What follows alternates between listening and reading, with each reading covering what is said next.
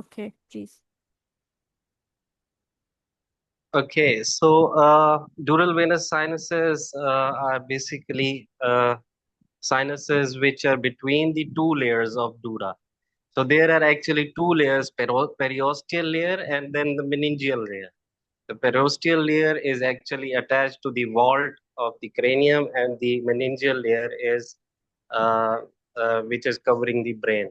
So these sinuses, the blood runs between these two layers, and they actually drain the brain parenchyma, and then through the internal jugular vein and sigmoid, through the sigmoid sinuses and internal jugular vein, go to the systemic circulation.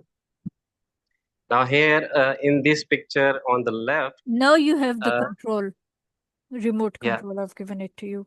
You okay, can thank point you it so and much. you can use it. Okay, so here number 8, you can see on the left, these are sphenoparietal sinuses.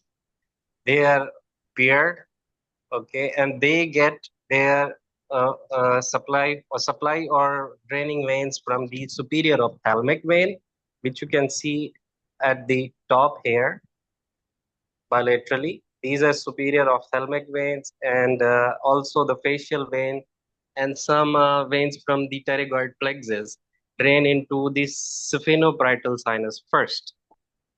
Then these sinuses drain into the cavernous sinuses. Now, cavernous sinuses are interconnected. Okay, so this is cavernous sinus here. Uh, Number 7.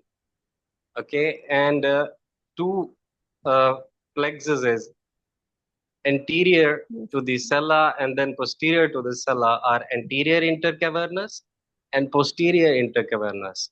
We can also call these sinuses the circular sinuses. These two sinuses are not paired.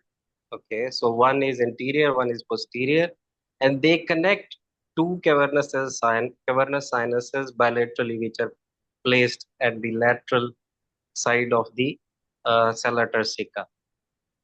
Okay, then we see that after the cavernous sinuses, the blood drains into the either superior petrosal sinus here at number 6, or the inferior petrosal sinus, which is 5.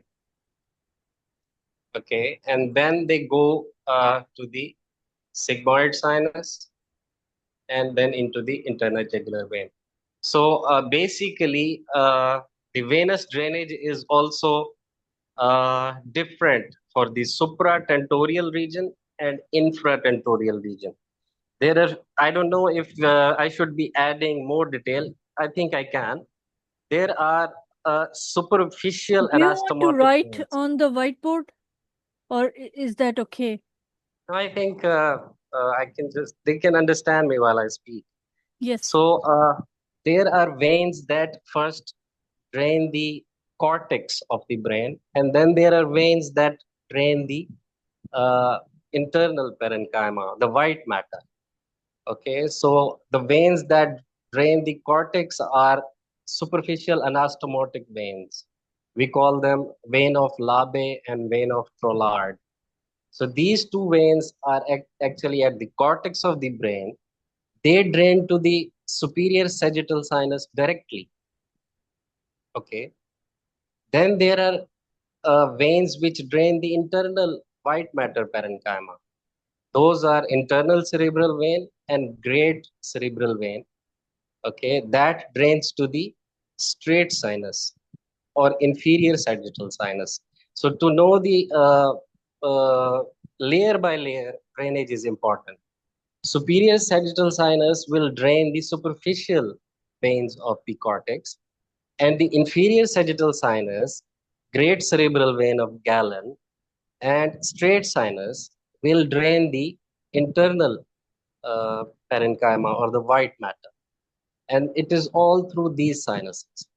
First, as I said, ophthalmic, superior ophthalmic, facial would drain into the sphenoparietal.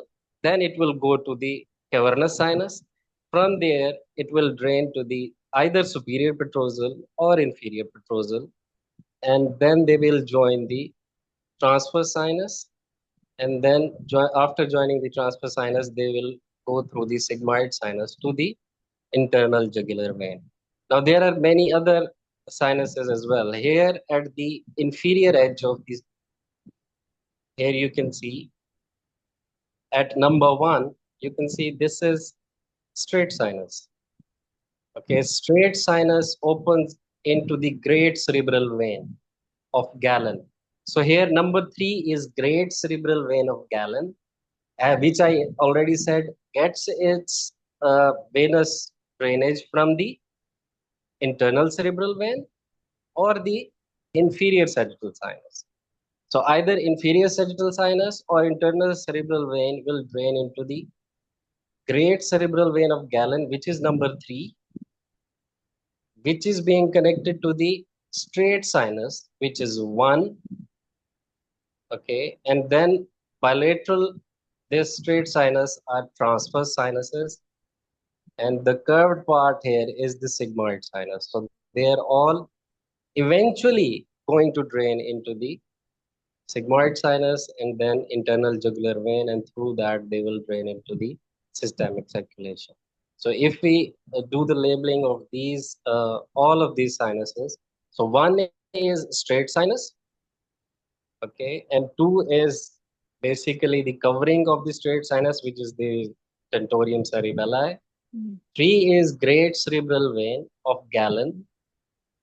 4 is uh, Sigmoid. sigmoid sinus. 5 is inferior petrosal. 6 is superior petrosal. 7 is cavernous. 8 is phenoparietal sinus. And here in between the sella turcica, anterior and posterior are anterior intercavernous and posterior intercavernous. Now on the right, yes, it's the same picture and the same sinuses as we just labeled. Yes, these are labeled and those are to be asked. If you have any question, yeah.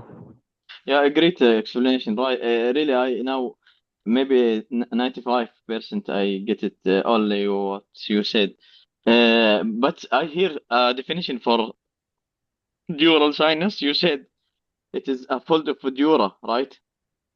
Yes. It is not vessel. It's not a blood vessel. It is a fold of dura containing Yes, blood. this is very important. Never consider sinus as a blood vessel. It is the space between the periosteal dura and the meningeal dura.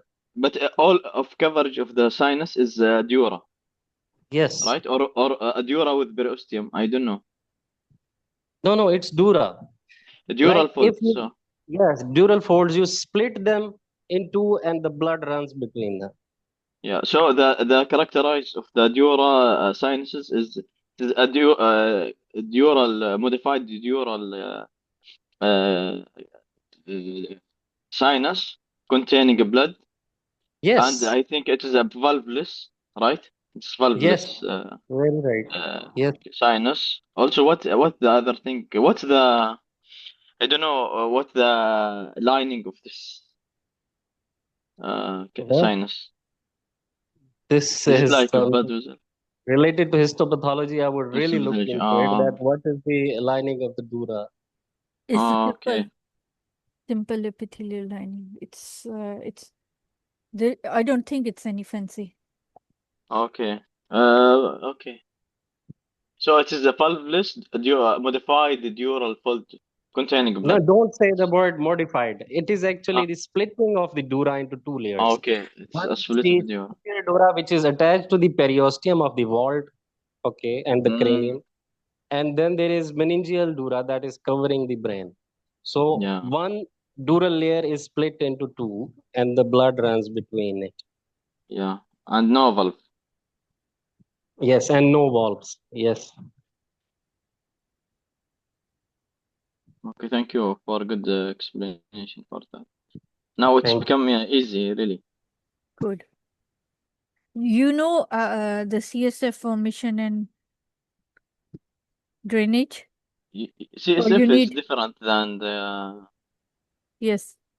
Yeah, another day, let us take a station for our colleague. The other day, Dr. Ali, if we can Yes, do the CSF like this presentation.